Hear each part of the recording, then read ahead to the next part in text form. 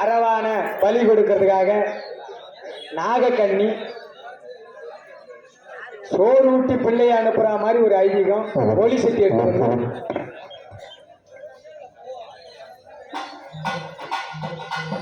பாஞ்சாலி அம்மா கோவிலில் இருந்து போலீஸ் சட்டி புறப்பாடாகி தயாராக வருகிறது.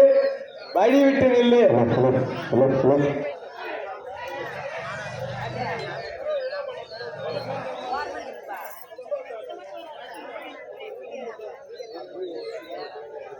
ஆத்தாலை எங்கள் அபிராம வல்லியை அண்டமெல்லாம் பூத்தாலை மாதுளம்பு நிறத்தாலை புவியடங்க காத்தாலை அங்கைய பாசாங்குசமும் கரும்பும் அங்கை சேர்த்தாலை முக்கண் நீ தொழுவார்க்கு ஒரு தீங்கும் இல்லையே. நாயகி நான் முகினாராயணிகள் நளின பஞ்ச சாயகி சம்பவி சங்கரி சாமலை சாதி நச்சி வாயகியாகியுடையாள் சரணரன் நமக்கே. கண்களிக்கும்படி கண்டு கொண்டேன் கடம்பாவியில் கண்களிக்கும் குரல் வீணையும் கையும் பயோதரமும் மண்களிக்கும் பச்சை வண்ணமுமாகி மதங்கர் குல பெண்களில் தோன்றிய எம்பெருமாட்டிவன் பேரழகே.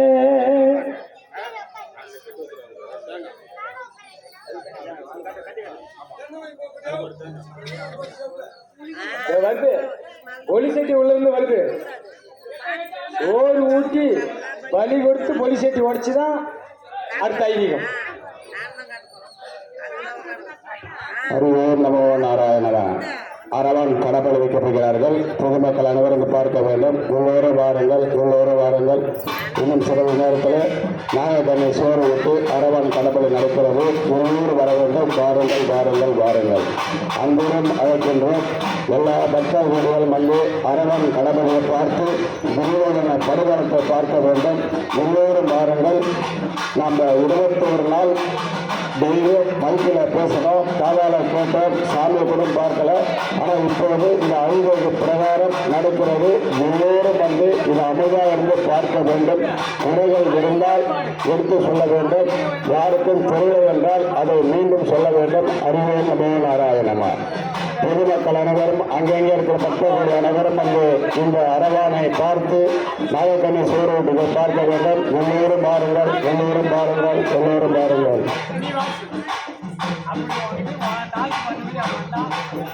பூ நடிக்கிறவங்க தயவுசெய்து இப்பயும் சொல்றேன், மாங்காப்பு கட்டிக்கங்க. இன்னைக்கு மாங்காப்பு கட்டுவாங்க. பூ நடிக்கிற பக்தர்கள் அனைவரும் வந்து மாங்காப்பு கட்டிக்க வேண்டும். எல்லோரும் வந்து மாங்காப்பு கட்டிக்கணும். அம்மாவை பூ நடிகை கண்டுகள் டைமுடன் கேட்டுக்கொள்கிறோம். நன்றி, வணக்கம்.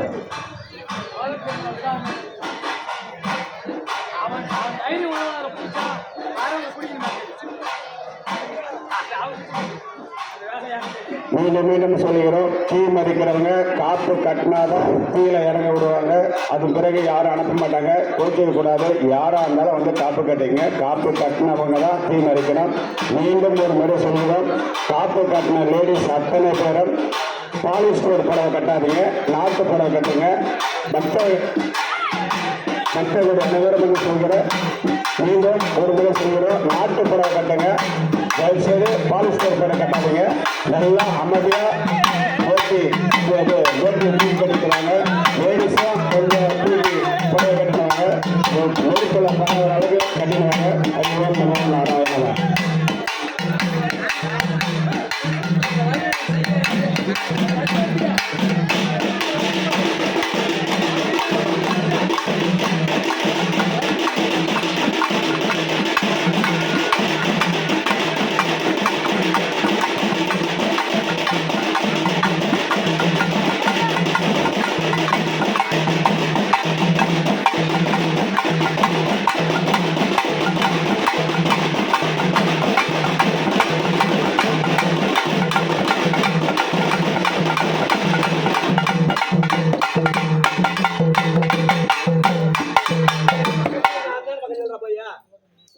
ஆதாரமூர்த்தியே அழகினில் கீர்த்தியே அதிரூபமான மதியே அவரின் அரசனை சமர்கள வெள்ளவே ஆயனே திருமாயனே நாதனை பெண்ணாக்கிய திருமணம் சூட்டிய நாகக்கண்ணியின் சேயனே வெகுவீர வீரனே அரவானெனுமாறனே நவரத்தின் நவரத்தின்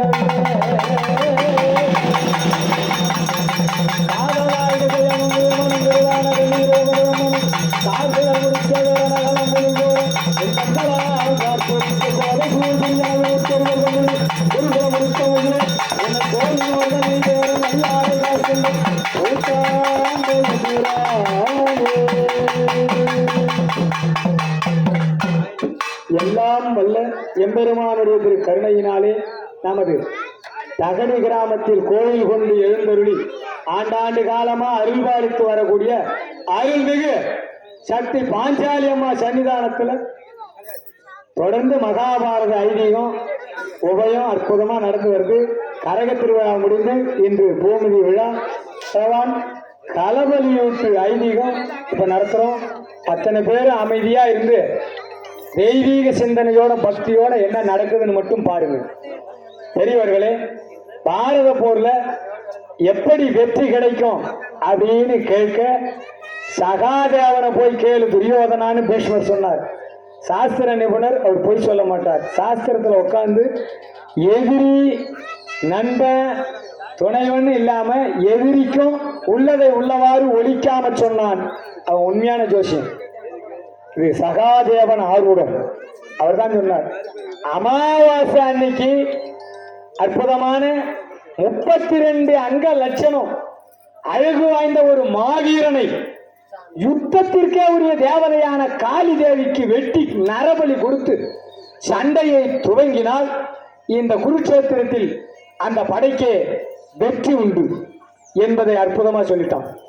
அமாவாசை அன்னைக்கு வரையான்னு கேட்க அரவானும் துரியோதனே யாருக்கும் வணங்காமுடி படைத்தவன் நம்மை ஒரு பொருளா சின்ன குழந்தைய வணங்கி கேட்டதுனால அமாவாசை அன்னைக்கு நான் உயிரோட இருந்தா கௌரவர் சார்பா துரியோதனம் படை சார்பா நான் களபலியா வர்றேன், இது சத்தியம் என்று சத்தியம் செய்தே கொடுத்தான். கிருஷ்ணன் பார்த்தார், ஆடாடா அந்த மகா பாவி துரியோதனன் செய்த பாவத்தை வெல்ல அவன் அழிக்க பாண்டவரை பாதுகாக்க இன்னும் என்ன செய்வது? இந்த சகாதேவனே இந்த பாரத போர்ல வெற்றிக்கு கரெக்டா நல்ல நேரத்தை குறிச்சு கொடுத்துட்டான். ஜோசியம் சொல்லிட்டான். பிள்ளையான அரவானும் களபலியா வர்றன்னு வாக்கு கொடுத்துட்டான். அவன் ஜெயிக்கிறதும் இல்லாம இந்த பாண்டவர் அழிவது உறுதி. இவங்களை பாதுகாக்க வந்தேன்னு நான் தான் இப்ப காப்பு கட்டின்னு வந்தேன்னு கிருஷ்ணன் நினைக்கிறாராம்.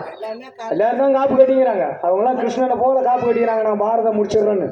கிருஷ்ணனும் கையில காப்பு கட்டின்னு தான் பாரதத்தை நடத்தி காட்டுறேன், பூமி பாரம் தீர்க்கிறன்னு வந்தார். இப்படி பண்ணிட்டாங்களே, இந்த பாண்டவரை எப்படி காப்பாத்துறதுன்னு அவர் அழுது நொந்து இனி என்ன பண்ணலாம்?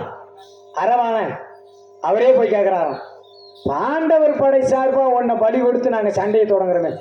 நான் அமாவாசை அன்னைக்கு துரியோதனன் கேட்டார், சத்தியம் செய்து கொடுத்துட்டேன், கொடுத்த வாக்க மீற மாட்டேன்.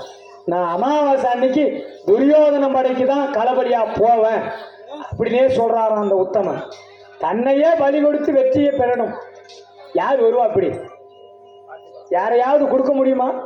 ஒரு மாவீரன், அஞ்சாத நெஞ்சம் படைத்த வீரவாள் ஏந்திய வீர அரவான், அவன் பலி கொடுக்கறதுக்கு வரேன்னு சொல்லிட்டான். கிருஷ்ணன் என்ன பண்ணார்? நீ அமாவாசை அன்னைக்கு துரியோதனுக்கு போ, ஒரு நாள் முன்னால எங்களுக்கு வா. ஒரு நாளைக்கு முன்னாலேன்னா வரமாமா? என்ன பலி கொடுத்து தானே என்ன பெத்த பாண்டவர்களுக்கு வெற்றியை தர போறீங்க. எனக்குன்னு ஒரு கடமை, நான் கேட்கிற வரமெல்லாம் கொடுக்குறீங்களா? கொடுக்குறோம். நீ எத்த கேட்டாலும் கொடுக்குறோம்பா, உன் தலையே கொடுக்க போற. நீ கேட்டா நாங்க எத்த வேணாலும் கொடுத்துறோம், உனக்கு என்ன வேணுமோ கேள் அப்படின்னு சொல்ல அவர் கேட்டாராம்.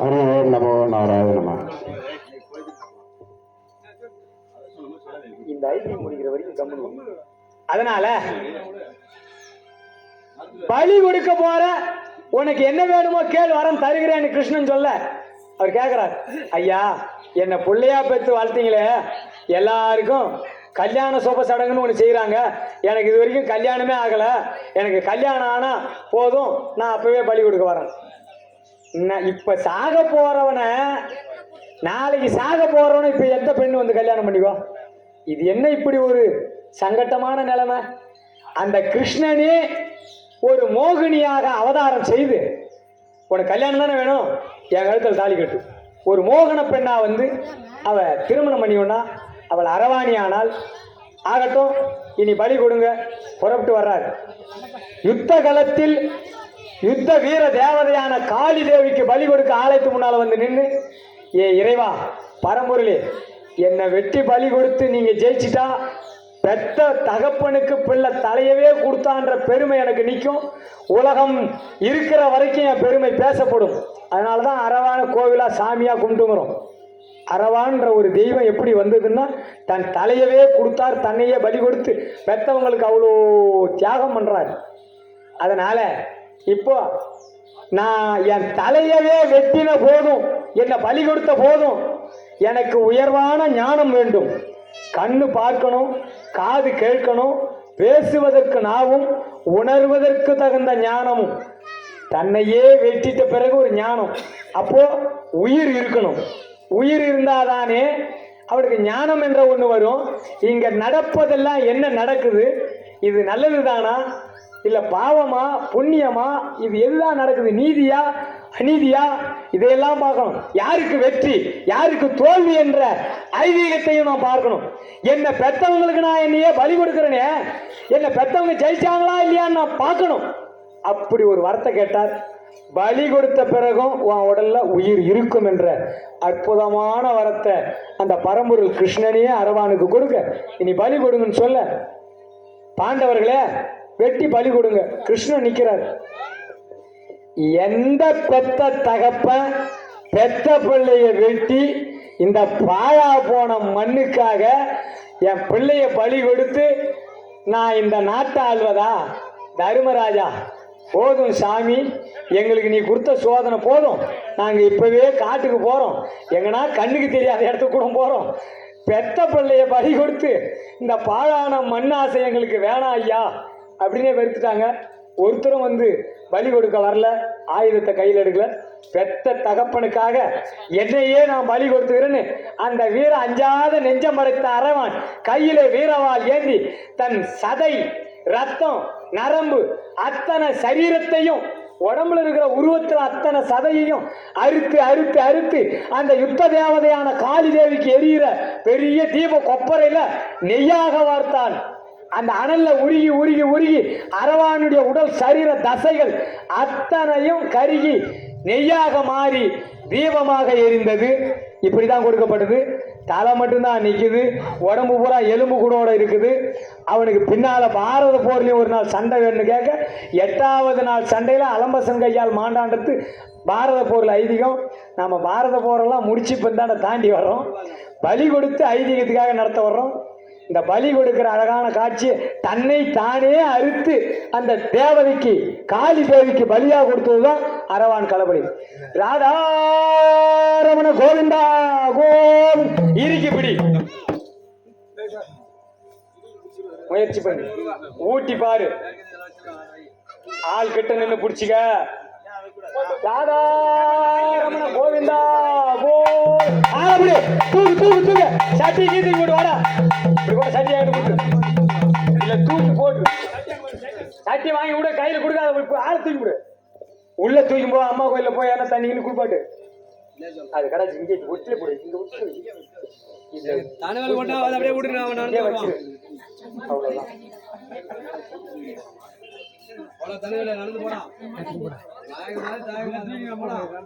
அடுத்தது நாகக்கண்ணி வந்து அழற காட்சிய. சரி, அப்புறம் நாகக்கண்ணி வந்து பிள்ளைய பலி கொடுத்துட்டாங்களே, அழுது தொழுது நாகக்கண்ணி வந்து அழட்டும், ஒரு ஆர்ப்பாட்டத்தை காட்டான். கூப்பிட்டா கூப்பிட்டா அம்மா நாகக்கண்ணி வாங்க.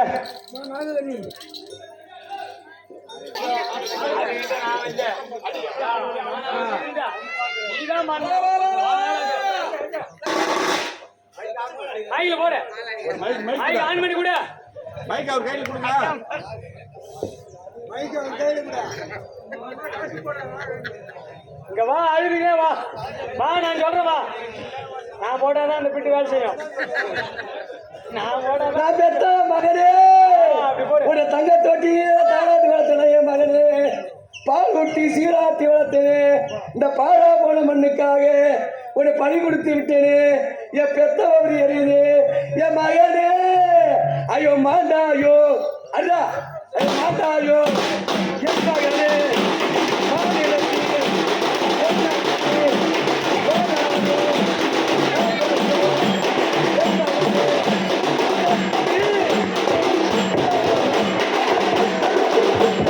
அச்சாயோ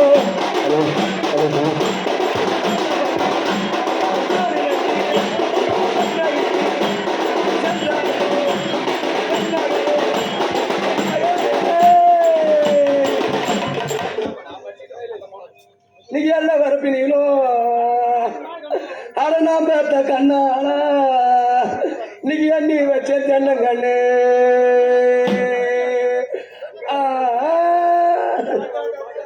நான் எண்ணி வச்ச தென்னங்கண்ணோ அங்க இலையும் பிரியிலையே அட நான் பார்த்த என் மகனே என் எண்ணம் போல நீ வாழியே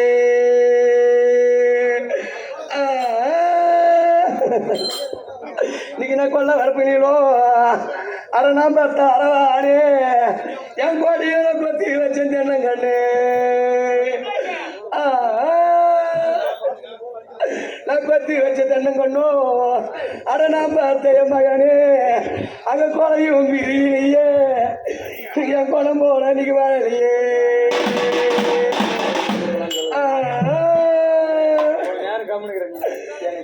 நீ அஞ்சு கல்லு அடிக்கு கல்லோ என் பூ நம்ம தேர மகனே என் அங்கத்தில பூத்த பள்ளி என் பூக்காம இவரா தோறும் பூத்திருந்தா அங்காயிர்கள் வருவாங்கோ எம்மா உள்ள சேர்த்து அழுவுற பள்ளி கொடுத்துட்டுமேனு இந்த தகுதி மக்கள் ரொம்ப தாராளமான மனசு உள்ளவங்க அவங்க பாவம் போறதுக்கு எங்களையும்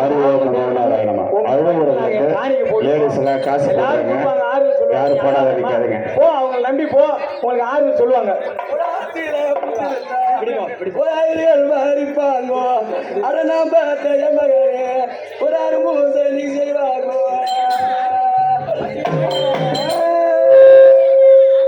திருக்குண்டு மணி மண்டோ அப்படியா ஜோட்டு பொண்டியால என் குறையில ஊத்த மல்லி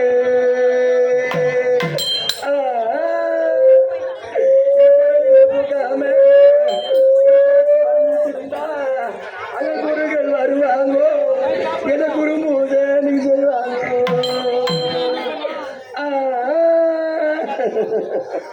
இன்னைக்கு நாத்துல மாடி கட்டோ அரியா ஜோட்டு பொண்டிகளா நீங்க அண்டா வச்சு பாக்கிறது நீங்க அந்த ஒடுக்காச்சோ அரை நான் பார்த்த என் மகனே நீங்க இன்னைக்கு சிக்காச்சு யாருமா மகன் இருந்தா நீங்க அந்த ஒடுக்கடுப்பா அரை நான் பார்த்த என் மகனே நீங்க அடிமையரே நீங்க சிக்கெடுப்பா மாமா